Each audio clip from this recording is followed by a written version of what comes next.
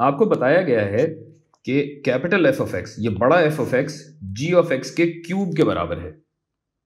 इस ग्राफ पे जी of x plot किया गया है, आप देख भी सकते हैं। और 4,3 पे यानी x इज इक्वल टू 4 पे इस कर्व की एक टेंजेंट भी मौजूद है। कुछ लोग इसको टाइनेंट भी कहते हैं, जो कि गलत है।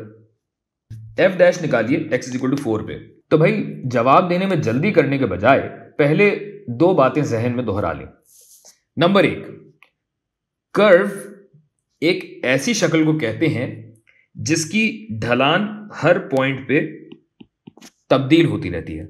यानी आसान अल्फाज में हर पॉइंट घूम रहा है। किस हिसाब से घूम रहा है, वो ढलान है इसकी। तो पहली बात तो ये हो गई कि कर्व ऐसी शक्ल है जिसकी ढलान हर पॉइंट पे तब्दील होती रहती है। नंबर 2, टेंजेंट एक ऐसा खत है जो किसी भी कर्व को फकत एक पॉइंट पे छूता है। अगर इस ग्राफ को हम जूम करें, जूम ये होता है, लेकिन यहां पे ग्राफ जूम नहीं हो रहा, यहां पे स्क्रीन जूम हो रही है। तो मैं स्क्रीन की नहीं, ग्राफ की बात कर रहा हूं कि ये जो पूरा एरिया है, इसमें अगर हम अंदर जाते जाएं, इसको जूम करते जाएं, तो आपको ये नजर आएगा कि ये टेंजेंट, ये लाल रंग की लाइन, ये लाल रंग का खत इस ग्राफ को सिर्फ और सिर्फ 4,3 पे छू रहा है और कहीं नहीं छू रहा। लिहाजा ये टेंजेंट है। और इस टेंजेंट की खास बात यह है कि इसकी ढलान इस पॉइंट पे कर्व की ढलान होती है। यानी मुझे यह पता लग रहा है कि यह पॉइंट अभी इतना घुमा हुआ है। अगले पॉइंट पे अगर मैं टेंजेंट बनाऊंगा तो मुझे नजर आएगा कि ये और घुमा हुआ है, और इसी तरीके से हर पॉइंट पे हो रहा है। यहां अगर मिसाल के तौर पे आप देखें तो यहां तो बिल्कुल ही सीधा खत बन रहा है या सीधी ढलान है अर्ज में।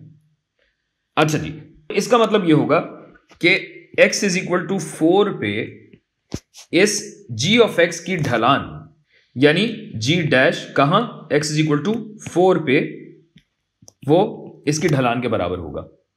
तो अब बढ़ते हैं इस सवाल की जानिब, जो हमें कह रहा है कि बड़ा f ऑफ x बराबर है g ऑफ x के क्यूब के, और हमें क्या चाहिए, हमें चाहिए f डैश ऑफ x।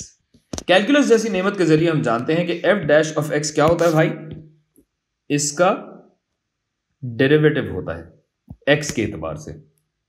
तो अगर इसका मैं डेरिवेटिव ले रहा हूं तो जाहिर है, चूंकि तो कैपिटल f ऑफ x की ढलान किसके बराबर होगी, इसकी ढलान के बराबर होगी। नहीं समझे? और अब यहां पे चेन रूल लगेगा। चैन रूल किस तरीके से लगता है कि पावर का डेरिवेटिव यहां आएगा, ये पूरा ऐसे ही रहेगा, इसकी ताकत में से एक निकलेगा तो 2 बचेगा, और इसको हम जरब देंगे g डैश से, g डैश ऑफ x।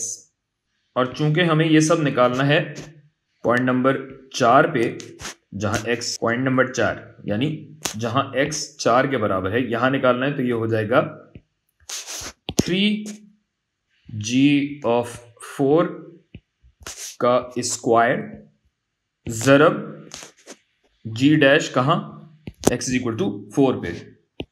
तो देखा, जो ढलान की मैं बात कर रहा था, अब ये g ऑफ x की ढलान यहां पे आएगी। कितनी है भाई, आप देख सकते हैं कि जब x पे 1 यूनिट आगे बढ़ते हैं तो y 2 यूनिट नीचे जा रहा है। या अगर आप चाहें तो बहुत बड़े रकबे पे भी ये ढलान निकाल सकते हैं कि यहां पे आपने x और y निकाले, और यहां आपने x और y निकाले, और y2 minus y1 over x2 minus x1, ये सब कर लिया। लेकिन अब आप बड़े हो गए, अब ये काम आप डायरेक्टली भी कर सकते हैं। तो ये -2 और ये 1 यूनिट, इसका हम जरा रंग ठीक करें। अच्छा जी, तो ये जो g डैश है 4 पे क्या आ रहा है, डेल्टा y बटा डेल्टा x -2 बटा 1, यानी -2 की ढलान है। तो अब ये क्या हो जाएगा भाई,